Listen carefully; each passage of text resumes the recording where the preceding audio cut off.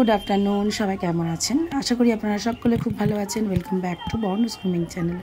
তো আগের ব্লগে তো দেখিয়েছিলাম যে আমি বাপের বাড়ি গেছিলাম। তো সকাল সকাল ঘুম থেকে উঠে দেখছি গাছে এত কাঁঠালও হয়েছে, আর এত গাছগাছলা দেখলে না মনটা সত্যিই খুব ভালো লাগে। আমার না ছোটোবেলা থেকে এই জিনিসটা খুব ভালো লাগে যে বাড়ির সামনে এরকম একটু বাগান থাকবে, চারিদিকটা এরকম বেশ একটু মানে সবুজে ভরা থাকবে। তারপর কিন্তু সেটা আর হয়নি, চন্দননগরে সেরকম নেই, একটু আদ্র আছে। গ্রামের লোকেদের একটুখানি আমার মনে হয় একটু সবুজ গাছগাছলির প্রতি বেশি টান নাকি জানি না, সবারই জানি না। তো যাই হোক, এই যে বর্ণবাবু ভাত খেতে বসেছে, তারপর একটু স্নান টান করিয়ে নিয়ে খেতে বসিয়েছিলাম। আজকে আবার কলা পাতায় দিয়েছি তো কি খুশি হয়েছে দেখুন। Look at me.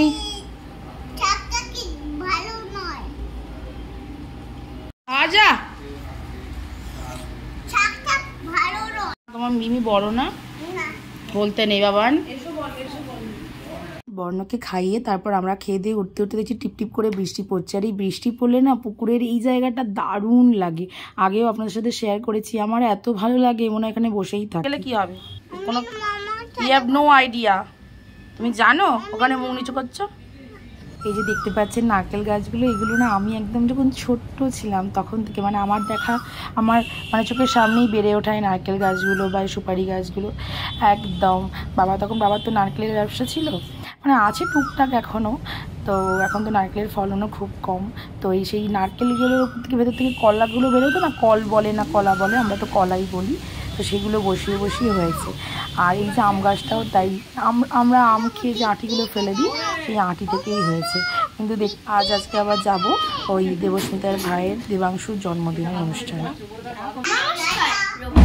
ঠাকুরের লেখা নিঝার স্বপ্নভঙ্গ আজি এ প্রভাতে রবির কর কেমনে পশিল প্রাণের পর কেমনে পশিল গুহার আধারে প্রভাত পাখির গান না জানি কেন রে এতদিন পরে জাগিয়া উঠিল প্রাণ জাগিয়া উঠেছে প্রাণ ওরে উঠলে উঠেছে বাড়ি ওরে প্রাণের বাসনা প্রাণের আবেগ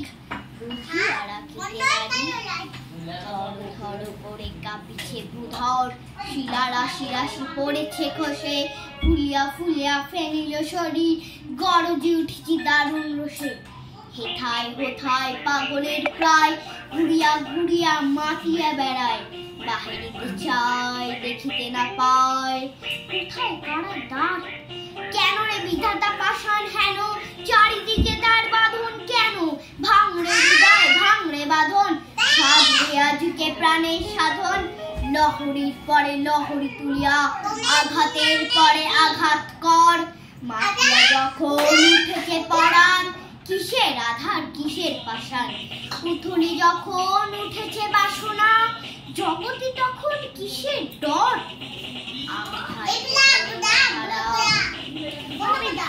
পাষাণ কারা আমি প্লাবিয়া বেড়াবো গাহিয়া আপন পাগল পাড়া সেলাইয়া ফুল কুড়াইয়া রামধনু আঁকা পাখড়াইয়া রবির কিরণে হাসি ছড়াইয়া দিবরে পরাণ ঢালি শিখর হইতে শিখরে ছুটিব ভুধর হইতে ভুধয় লুটিব হেসে খল খল গে কল কল তালে তালে দেব তালে এত কথা আছে এত গান আছে এত প্রাণ আছে মোর এত সুখ আছে এত স্বাদ আছে প্রাণ হয়ে আছে ভোর কি জানি কি হলো আজি জাগিয়া উঠিল প্রাণ দূর হতে শুনি যেন মহাসাগরের গান ওরে চারিদিকে মোর একই কারাকার ঘোর ভাং ভাং ভাং করা আঘাতে আঘাত কর ওরে আজ কি গান গেয়েছে পাখি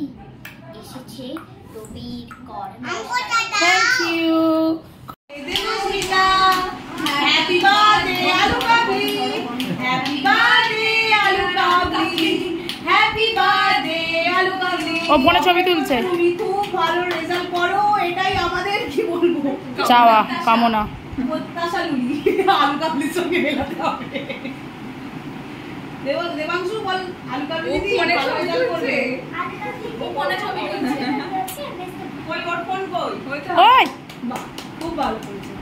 মাকে আগে খাওয়াতেছে দেখো মাকে দেয় না মা ছাড় খাবো না আমি ওদের দাদা ভালো মুখে নিয়ে নিল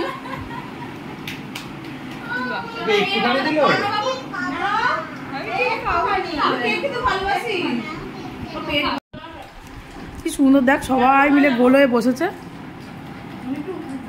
সবার আসছে না বিরিয়ানি কি খুব খারাপ হয়েছে না আমি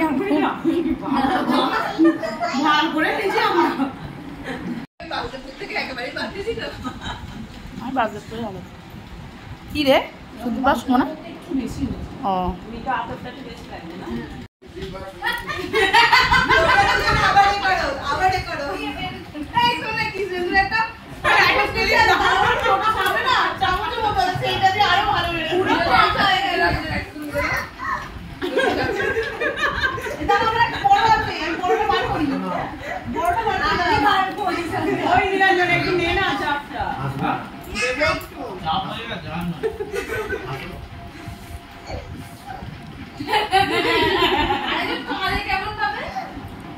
ঢং করে আবার এরকম করে কাঁদবে রে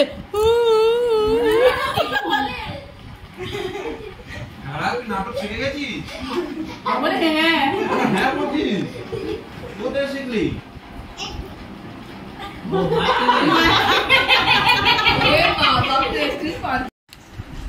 একদিন গান করতে গেছে ওদের বাড়িতে ওকে দেখতে বলেছে ও এসে শুনতে বলছে না আমার ফোনটা নিয়ে আসি ছবি তুলতে হবে বলে গিয়ে ফোনটা নিয়ে তুমি খাও খেয়ে নাও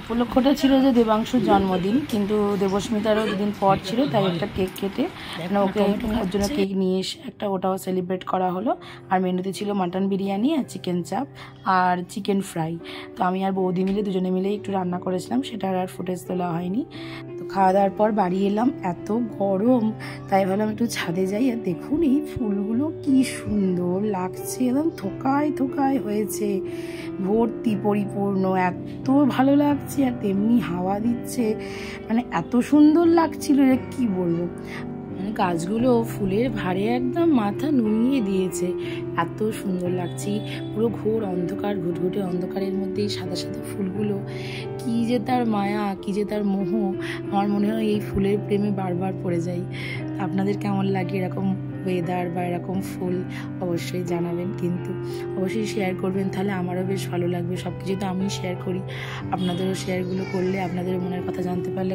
আমারও ভালো লাগবে তারপর এসে এই সব কিছুর মাঝখানে বর্ণকে একটু হাঁটিপা করাচ্ছিলাম কারণ সারাদিনে একটা টাইম ওকে একটু না হাঁটালে হয়ই না তাই ওরও খুব ভালো লাগছিল গরমের মধ্যে আর খুব ও উৎসাহ পাচ্ছে আজকাল কারণ দেখা যাক ভগবানের কৃপায় আপনাদের আশীর্বাদে নিশ্চয়ই একদিন সেই দিনটা আসবে যে ছেলে আমার হাঁটিপা করবে মাও একটু গাছে জল দিয়ে দিচ্ছিলো মা বললো গাছগুলো একদম শুকিয়ে গেছে একটু দিয়ে দিই আর বর্ণবাবু মায়ের সঙ্গে সঙ্গে অনেকটাই হেল্প করছিল ওর সবসময় ইচ্ছা হয় নিজে নিজে করি এই বয়সের বাচ্চারা তো কত দুরন্ত কত কিছু করে ও তো সেই তুলনায় কিছু করতেই পারে না জানি না কি আছে আমাদের কপালে ওর কপালে দেখা যাক ভগবান দিয়েছেন যিনি দিয়েছেন তিনিই রক্ষা করবেন আর আপনাদের আশীর্বাদ তো অবশ্যই রইল এই বাড়িতে এলে এই এত পুচকে পাচকা থাকে না সবাই মিলে হই হই করতে খুব ভালো লাগে আর সবাই একসাথে হলে কার না ভালো লাগে বলুন হাসি ঠাট্টা মজা করে এইভাবেই যদি কেটে যেত জীবনটা সবাই এরকমভাবে কাটলে সবারই খুব ভালো যেত দিনগুলো যাই হোক চন্দননগরে হয় এরকম হয় না তা না কিন্তু সব দিন হয় না তো আপনাদের কেমন লাগলো আজকের ব্লগটা অবশ্যই জানাবেন এবং ভালো লাগলে প্লিজ একটা লাইক শেয়ার কমেন্ট করতে কিন্তু একদম ভুলবেন না তো দেখা হচ্ছে আবার নতুন একটা ব্লগে ততক্ষণের জন্য সবাই ভালো থাকবেন সুস্থ থাকবেন নমস্কার টাটা।